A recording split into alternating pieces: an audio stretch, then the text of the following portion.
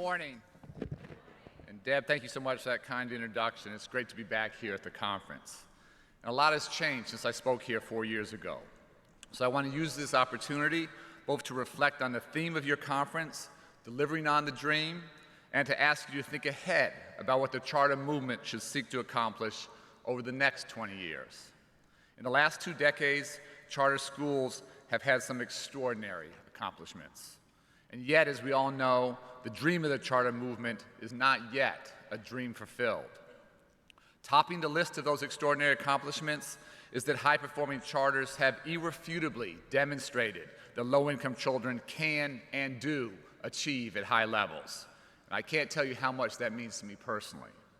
In rigorous randomized studies, high-performing charters have shown that great schools close both opportunity and achievement gaps. And you've helped debunk the insidious myth that poverty is somehow destiny and that schools really don't matter that much.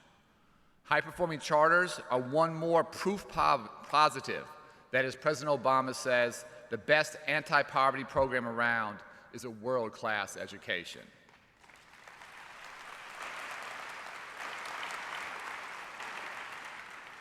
I've been to dozens of great charter schools over the years, including charters run by the 3 finalists for this year's Broad Prize for charter schools.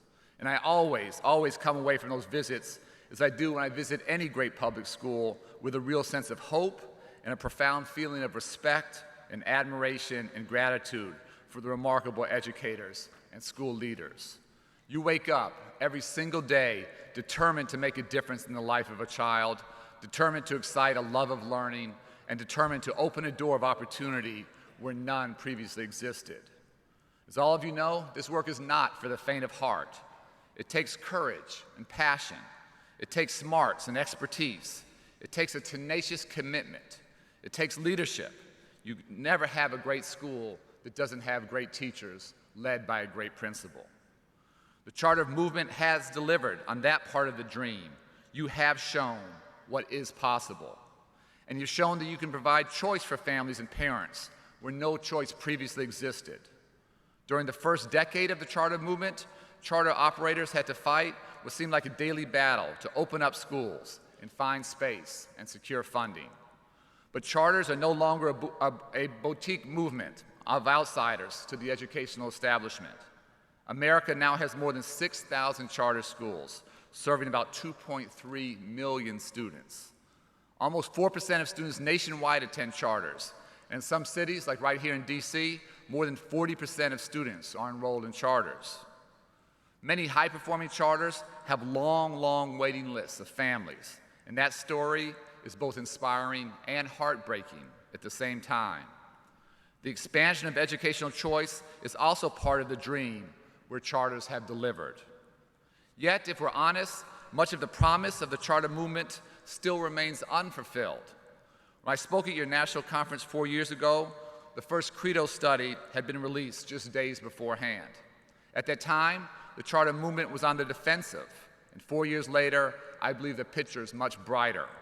Credo's new study, released just last week, shows significant improvement in charter quality from 2009 to 2013. And charters have especially boosted learning for African American students in poverty and Hispanic English language learners. Compared to similar peers in traditional public schools, low-income Black students at charter schools gain an additional 29 days of learning in reading and 36 days in math each year. That is a meaningful impact. And Hispanic ELL students make even bigger gains, 50 days of learning or 10 weeks in reading and 43 days of learning in math. The Credo study, you can give yourself a round of applause. The Credo study also shows that charters in several cities and a number of states are far outperforming comparable traditional public schools. In Rhode Island, charter students gain 86 extra days of learning in reading compared to their traditional public school counterparts, and a staggering 108 days of learning in math. Here in DC, students in charter schools gain about 70 to 100 extra days of learning each year, and charter students in Tennessee and Louisiana also had huge gains. Yet, like so many studies of charter schools, The Credo analysis tells a good news, bad news story. It shows enormous variation in performance. We know that state policy and authorizing policies matter, and they matter a great deal to charter quality for our nation's children. States that were not careful about authorizing charters and let weak operators remain open year after year have far too many low-quality charters. There are too many charters where students actually learn less than their counterparts in traditional public schools. On average, charter students in Pennsylvania, Oregon, Texas, Arizona, Arkansas, and Ohio, they lose a month to 2 months in learning each school year. Nevada is even worse. Charter school students there lose more than 100 days of learning each year. If there's a silver lining in that poor record in these states and for these authorizers, it's that lawmakers are now reforming state regulation and laws to improve charter quality and make charters more accountable. And charter authorizers nationwide are moving more rapidly to close bad schools. This spring, Nevada and Texas passed strong laws on authorizing charter schools for the first time, including an automatic closure provision for failing schools. Ohio implemented a similar law starting in 2008 and tightened its accountability and default closure provisions in 2011. Nationwide, the charter school closure rate amongst the larger authorizers doubled from June 2011 to June 2013, going from about 6% to 13%. Now, charters are also supposed to be laboratories of innovation. They were to be the R&D wing of public education.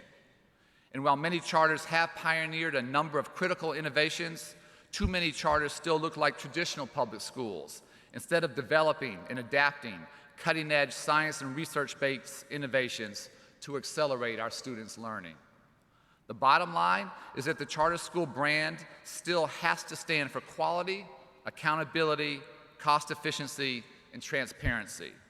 As far as the public is concerned, charter schools all have the same last name. So to fully deliver on the dream, charter schools must do more to take innovations to scale and to continue to tackle the very toughest of our nation's educational challenges. I would love to see charters pioneering solutions that do a better job of educating students with disabilities, overage students, students in the correctional system, and English language learners. And I want to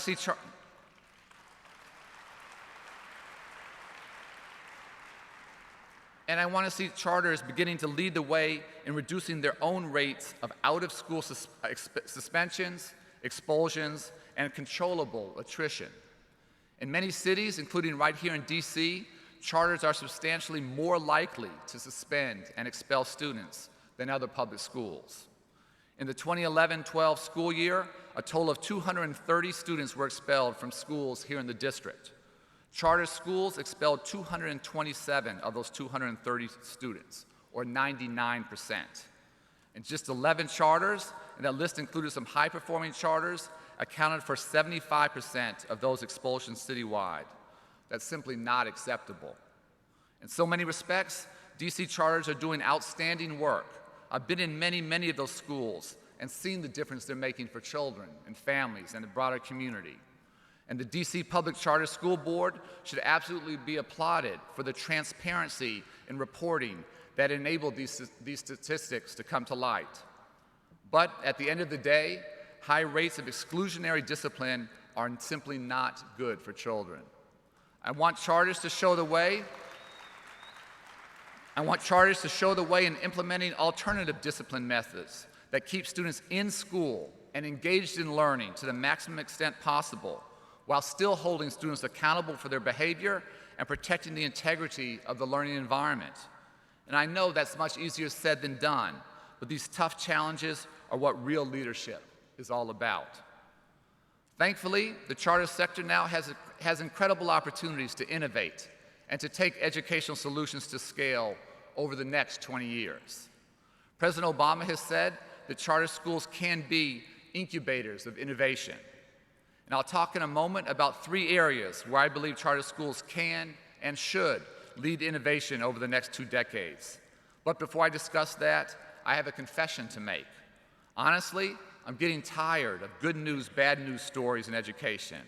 And I'm getting impatient with talking about islands of educational excellence. In the world of education reform, success is all too often an orphan, while failure has many, many fathers. I want to flip that presumption. I want to stop treating success as though it was a one-off, attributable to heroic teachers or charismatic principals. I want to ask instead, why can't success become the norm?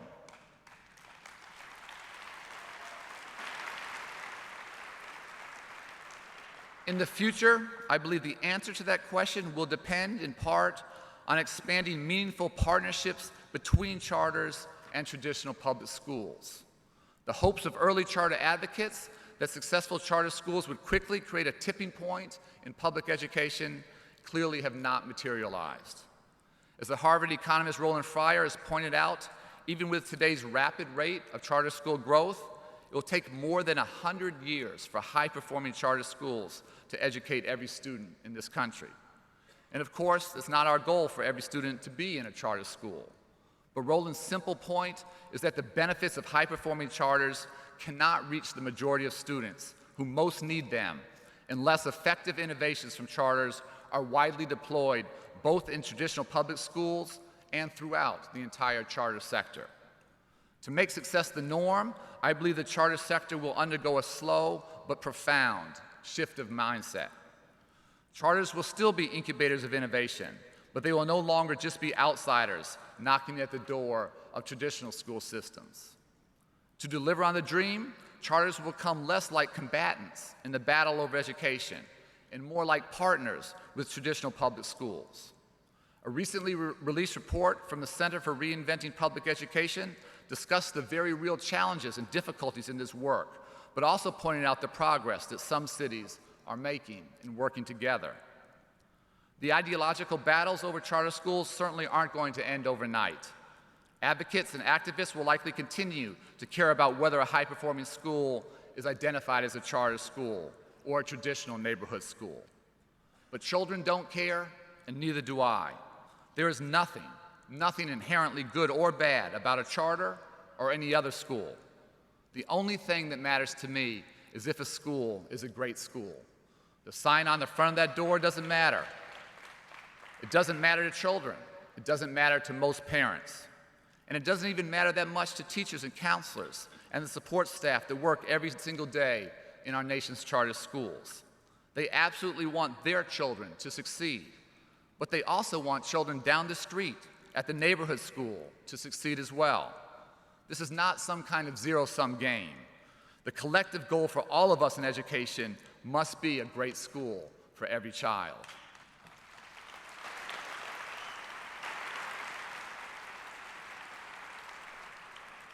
This difficult but important shift towards collaboration is already underway in the charter sector.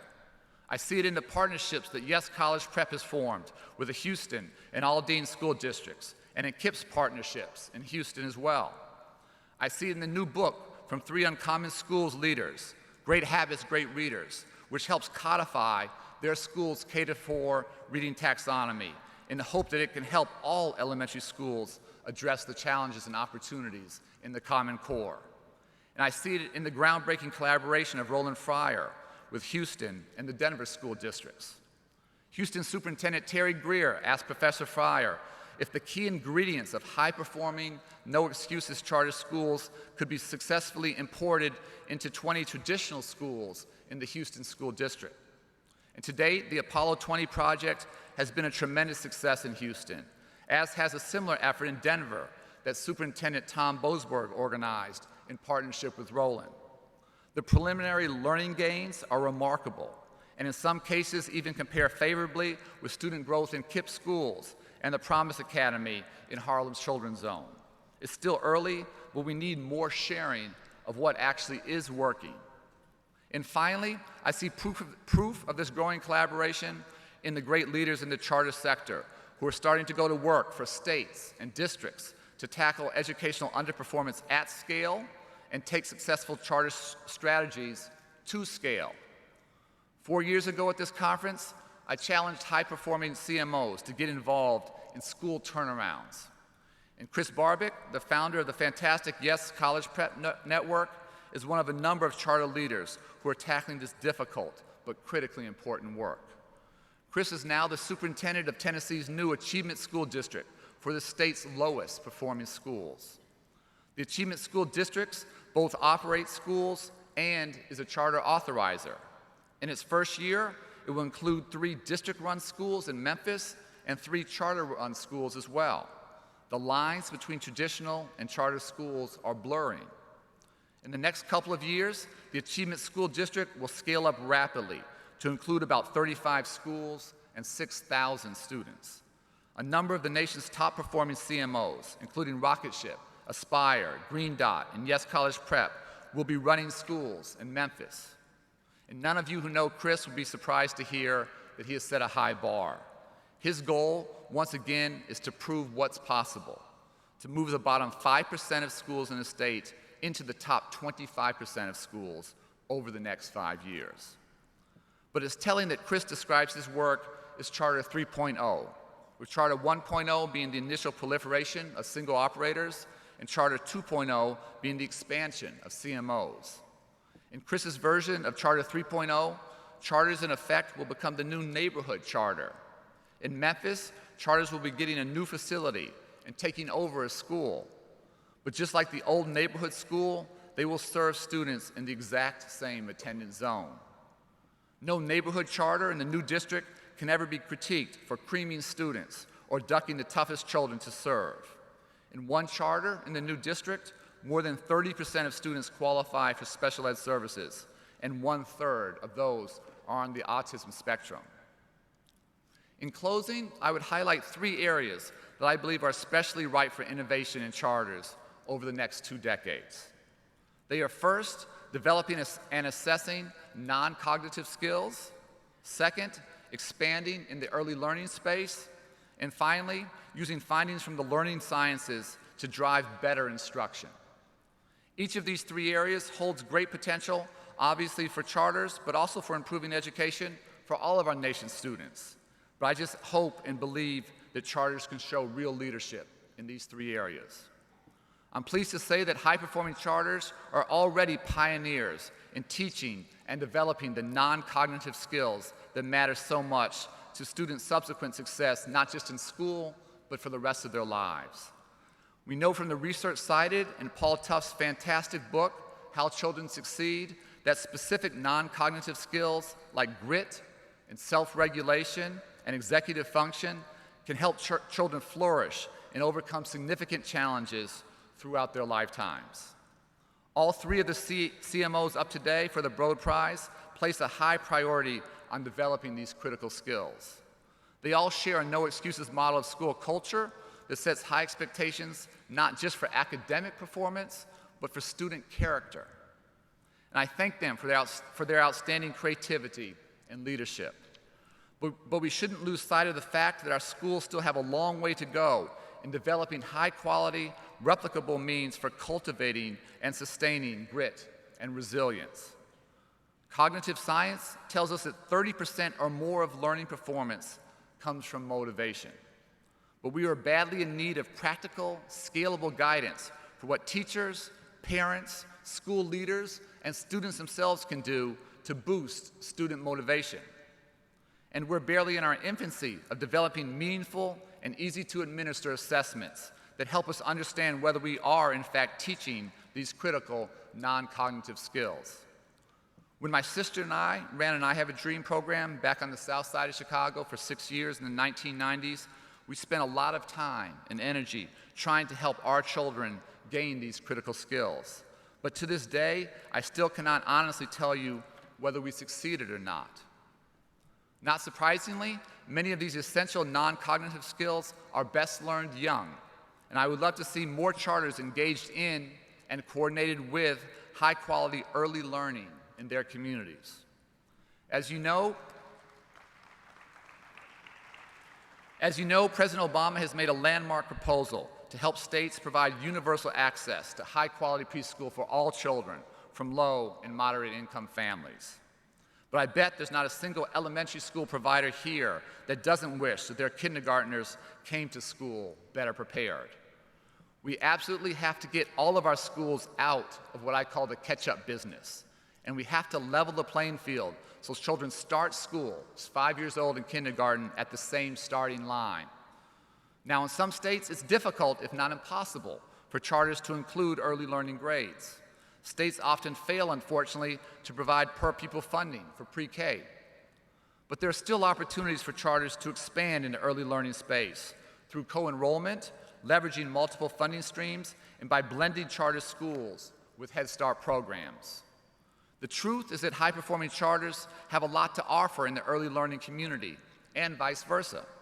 I would love to see the wraparound services of Head Start centers combined with a data-driven instruction and enhanced accountability of the best charters. That partnership would get very interesting in a hurry. And a great example of early learning innovation is the Apple Tree Early Learning Public Charter School, which has campuses not far from us, right here in DC. Apple Tree was established in 2005 and won an I3 grant from our department in 2011. It serves almost 650 3- and 4-year-olds on 7 campuses. Since 2010, through its Every Child Ready program, Apple Tree has nearly closed the preparation gap for kindergarten.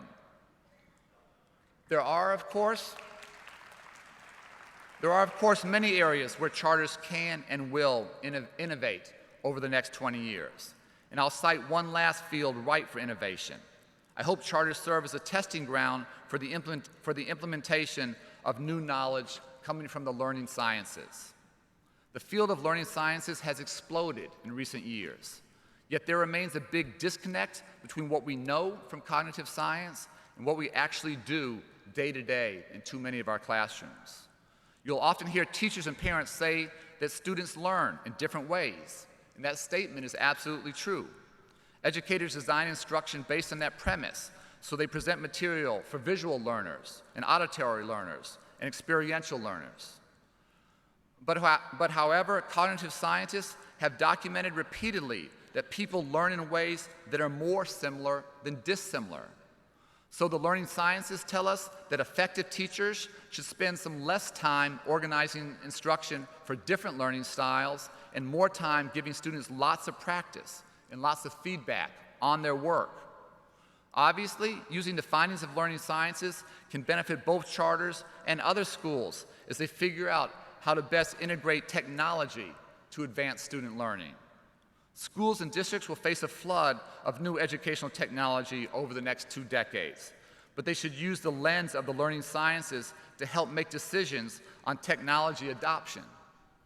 They could identify the problems that the mind is having first, identify the learning problem, not the technology problem, and then use the evidence from the cognitive sciences to meet that learning challenge. Pick the ed tech devices that really help solve the problem, rather than falling prey to the temptation of assuming that the newer technology is necessarily better. In conclusion, I look forward with great optimism and anticipation to what the next 20 years of the charter movement will bring. And I cannot wait for the day when educational islands of excellence become systems and districts and states of excellence. Thank you to each and every one of you for what you do every day to educate our children, and in doing so, to transform their life chances. Thank you for your passion and commitment to the promise that in America, education must be the great equalizer for all of our nation's children.